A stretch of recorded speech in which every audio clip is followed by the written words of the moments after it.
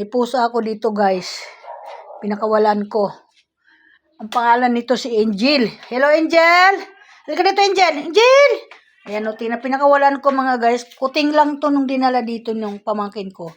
Iniwan niya dahil hindi niya kaya mag-alaga ng ganito. Ito. Ako na lang ang nag-alaga. Kasi mulat sa pool naman ako nagpakain dito eh. Hindi naman niya binilihan ng pagkain eh. Ayan. Hello, Angel? Ayan na, pinakawalaan ko na ang aking Angel dito sa bahay. Binago, di ko alam kung anong pangalan niya dito, pero binago ko na lang ginawa ko na lang Angel. Kasi para maganda yung Angel. O yan. Sige, akit ka dyan, Angel, dali.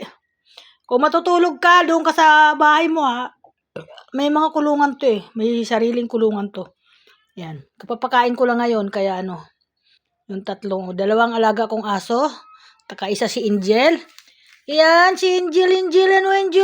Halika na, Angel, dali, halika na, Angel, dali. Ay, sus. O, tingnan, naglalaro siya, nakawala siya sa kanyang kulungan. Eh. Tagal nakakulong yan eh. Ano, mabait siya. Hindi siya halika, Angel, halika. Uy, naghahanap siya ng daga. Halika, Angel. Angel. Yan o, di ba? Ang ganda. Puro brown siya. Wala siyang kulay. May kulay siya brown. Hello, Angel. Oh, halika na. Oh, tatakbo siya. Oh, galing. Oh, naglalaro siya. Oh, naghanap siya ng daga. Yes, siya manguhuli dito ng mga daga, mga ipis, ganun. Naghahanap siya. Wala siyang mahanap kasi malinis.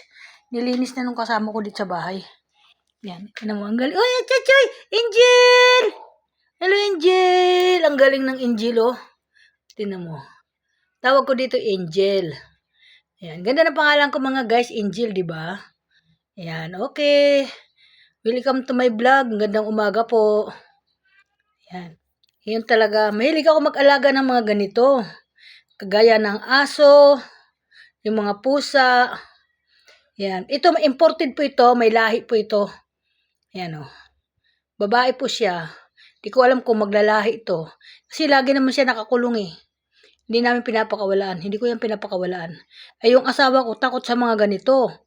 Ay malamang pag dumating yan, nga nakita na naman niya ito, gagalit na naman sa akin yon. Ipapakulong na naman sa akin. Ba't hindi ko daw ikulong? Hindi naman. Ikaw kaya, tayo nga tao, pag ikinulong tayo, sa loob ng bahay, di ba?